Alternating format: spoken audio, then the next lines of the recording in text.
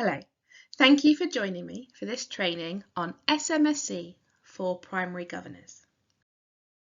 My name is Laura Gregory-White and I've been in education for over 15 years across a wide range of roles.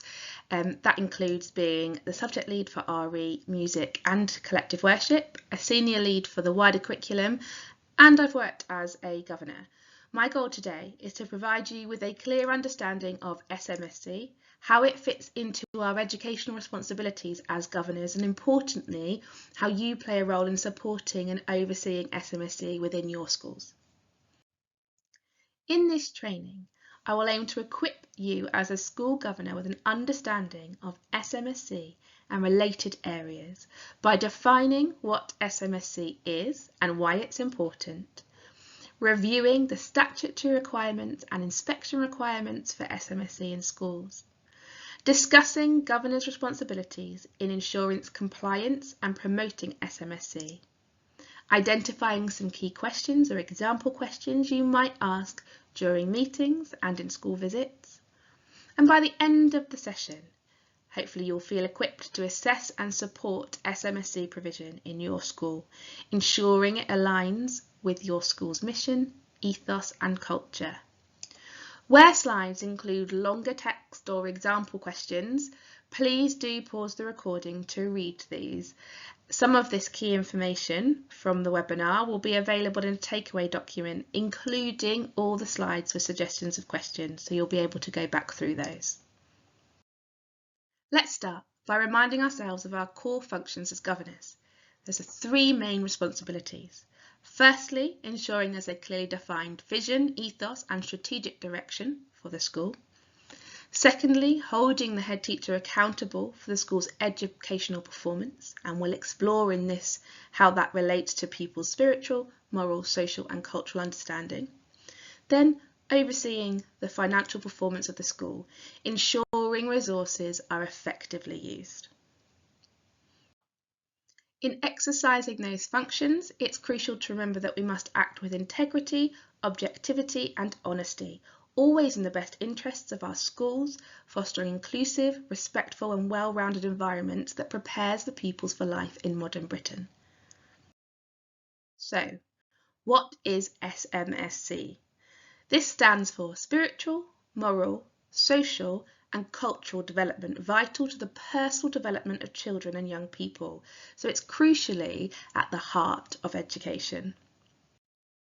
The Education Act 2002 requires all maintained schools to provide a balanced and broadly based curriculum that promotes pupils' spiritual, moral, cultural, mental and physical development and prepares pupils for the opportunities, responsibilities and experiences of later life. It's not just about the legal requirement, it's about preparing our children to be well-rounded individuals who contribute positively to society. There are also regulations for independent schools, including academies and free schools in the document here, that focuses on SMSC of pupils, and it breaks it down into the areas that are on this slide. I would recommend just pausing this video now so that you can have a read through these different areas.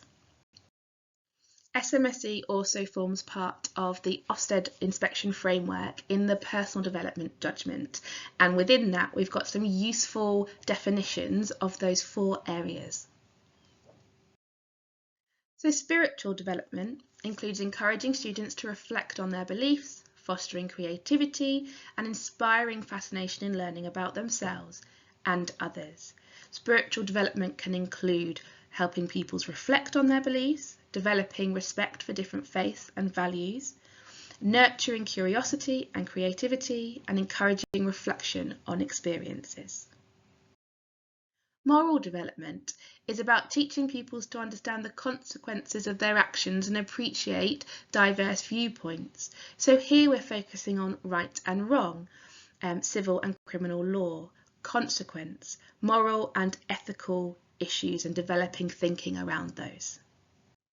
Social development is build social skills across different contexts, promoting engagement in various communities and supporting fundamental British values like democracy and the rule of law.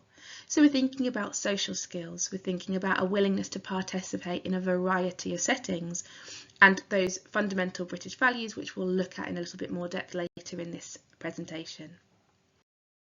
Cultural development involves nurturing an appreciation for the diverse cultural heritage within and outside the school community, preparing pupils for life in multicultural Britain. This can involve understanding a wide range of cultural influences, appreciating diversity. Cultural development also involves learning about the democratic system, a parliamentary system, but also participating in artistic, musical, sporting and cultural events.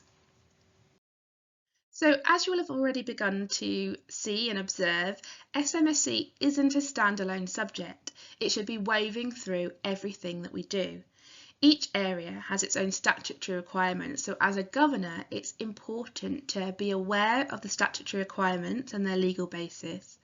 Ensure your school has the policies and practices in place to meet these requirements. Regularly review and monitor how these requirements are being met, and consider how these different requirements contribute to the overall SMSC development of pupils. Today, I am going to focus in on the top row on this slide, considering policy, curriculum, fundamental British values, and collective worship. If you've been to just one or you've been to many governors' meetings, you will 100% be familiar with responsibilities around policy because they come up in many agendas. Governing bodies remain accountable for these documents and the policies and procedures contained within them. Unless otherwise stated in the relevant statutory or non-statutory guidance, it is up to the governing body to decide whether and how to delegate the creation, maintenance, including how changes are tracked, and approval of policy documents within their school or trust. When reviewing policies, including those relating to SMSC, there are things that you are going to consider, and here are some examples. I've split these into sort of origin and compliance. So where does this policy come from? Is it statutory or recommended? Does it meet what it should do? Then we can think about review and changes. So what's the review cycle for the policy? Who's responsible for that? What changes have been put in place in this policy since it was last reviewed? Are those changes tracked anywhere for your governing body? And then we can think about the implementation of that policy and the impact of it. So how are we going to measure impact? How is this going to be communicated? I won't go through all of the questions on this slide because they will be available in the takeaway document to just give you some ideas of what you can think about when you're reviewing policies at school. As governors, we need to be clear about which policies are statutory and which are recommended. There isn't a statutory requirement for an SMSC policy on its own, but it is reflected in several statutory policies. So these are listed here: behaviour in your equality objectives, in the RSC and health education policy, in safeguarding and no child protection policy, special educational needs and disability policy, and support for pupils with medical conditions. What is recommended is that there is a curriculum policy which should reflect SMSC, that you have an SMSC policy, fundamental British values, collective worship, and an RE policy, which may be statutory for some schools depending on the type of schools and the funding agreements. With recommended policies, governors should consider whether these policies need to be standalone or incorporated into other policies. As well as the link and inspection around personal development, effective SMSC is embedded in the curriculum across all subjects, allowing for equal access to SMSC for all students. Link governors, therefore, have an important role when speaking to subject leads to see how SMSC is woven through the curriculum. You could consider having a standing question in each governor's visit that focuses on an area of SMSC, allowing for oversight over time when visits are fed back to committees and to the full board.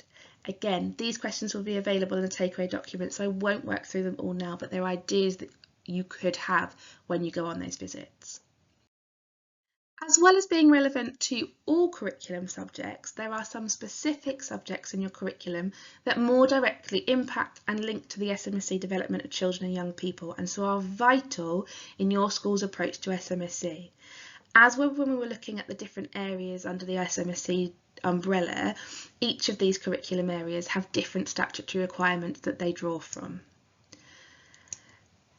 One of the things that's important to understand is the difference between the national curriculum and the basic curriculum. So all children are entitled to the basic curriculum, and that is formed of the national curriculum for most subjects, plus our RSE statutory requirements and RE, because RE comes from a different area as well. So some of our statutory subjects aren't in that national curriculum document. They have separate statutory guidance. I'll talk through these 4 areas where SMSC kind of really plays a big role for our children, so that the link governors for these subjects need to be aware of that and their contribution to that. So we've got RSC, which is Relationship and Sex Education and Health Education. This is a statutory subject that is part of the basic curriculum, so it has separate guidance from the national curriculum. It is also statutory to have a policy around RSE, so this not only impacts our curriculum but also the policy conversations that we're having. RSE also forms part of PSHE, which is Personal, Social, Health and Economic Education. So this is a non-statutory subject, but all schools should teach PSHE. The non-statutory nature provides flexibility for schools to deliver that however they wish. There are parts of other statutory areas, such as RSHE, which will be part of your PSHE curriculum. So there is some statutory guidance to pull on, but also some flexibility for schools in delivering their PSHE. We move on to religious education.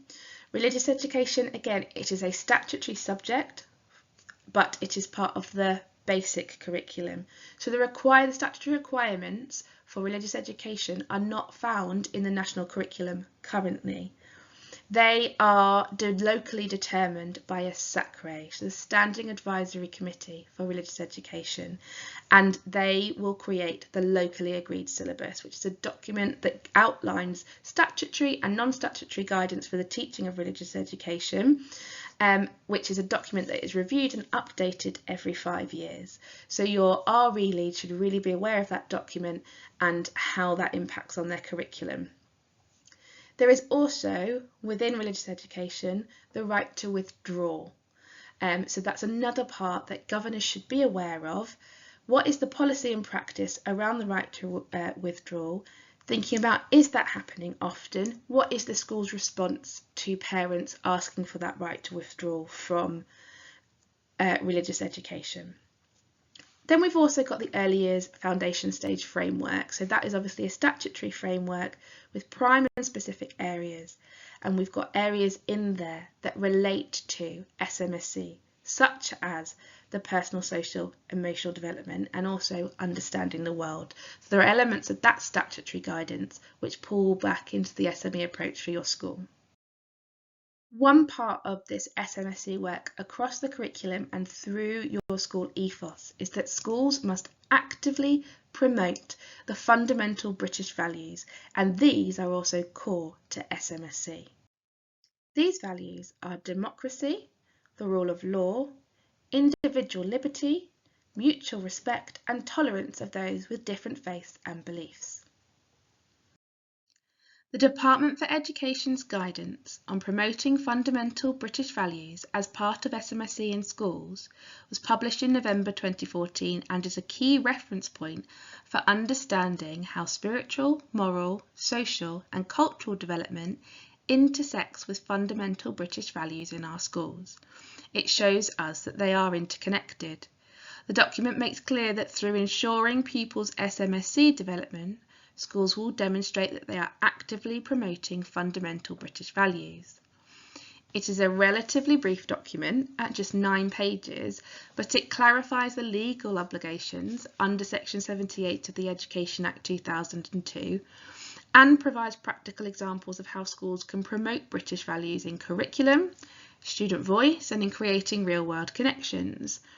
As governors, we should monitor the implementation of this in school visits, support leadership in integrating this into the school ethos and culture, and know that our accountability for this will form part of inspection. We need to know that the SMSC and fundamental British value provision is effective and how that impact is measured. As a governor, you can support the promotion of fundamental British values by asking about how the curriculum reinforces fundamental British values, by thinking about how children are learning to express themselves and respect others. How are fundamental British values threaded not just through the curriculum but through the school culture as well? It's essential that students understand and appreciate these values as part of their journey in modern Britain. These are some more questions about fundamental British values, and again this could be an area that you add into Governor link visits for certain subjects. You have an FBV question that you're looking into, that you're focusing on, and then thinking about how is the school demonstrating the link between fundamental British values and broader SMSC outcomes. How is that coming back to governors? To finish this introductory exploration of SMSC in schools, we're going to look at collective worship and how that relates to SMSC beyond the curriculum. Let's start by looking at the statutory requirements for collective worship. All maintained schools must provide daily collective worship for all registered pupils. The legislation around daily collective worship states that it should be wholly or mainly of a broadly Christian character, although not distinctive of any particular Christian denomination. So this directive allows for flexibility and inclusivity around this, emphasising reflection on the broad traditions of Christian belief. For example, there are universal values shared within the Christian belief like justice, or love, or charity, and celebration. So weekly celebration assemblies do fit under that banner of wholly or mainly of a broadly Christian character. Schools have a duty to provide the daily collective worship and cannot be relieved of this duty.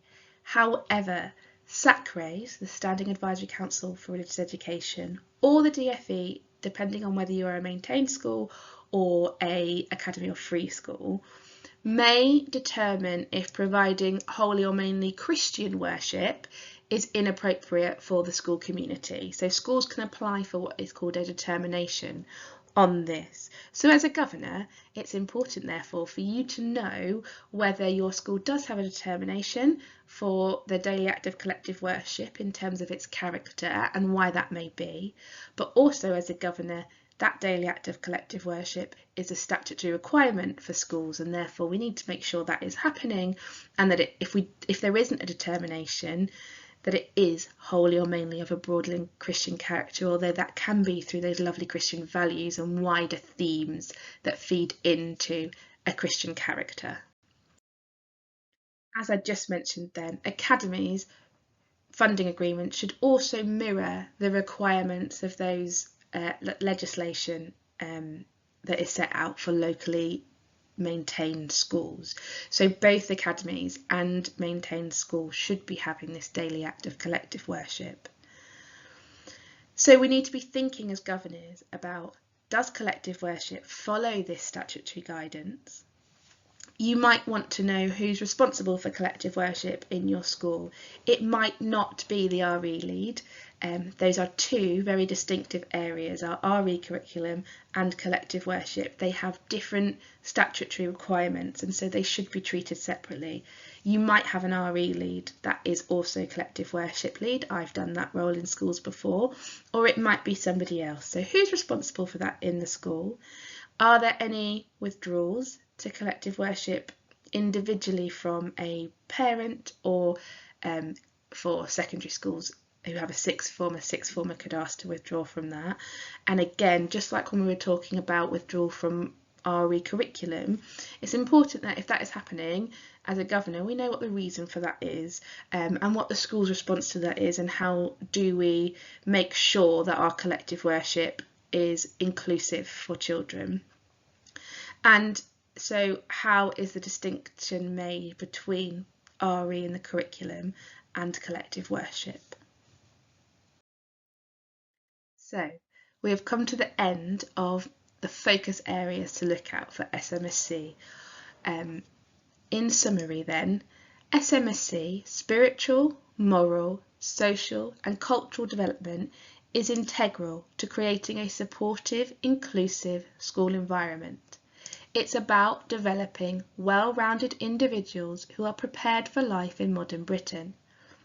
Governors have a critical role in overseeing SMSC by ensuring policies, curriculum and practices align with statutory and non-statutory guidance. Thank you for your time and your commitment in the role of governor at your school. I hope this has been helpful in starting to understand the umbrella that is SMSC and how it will thread through your school.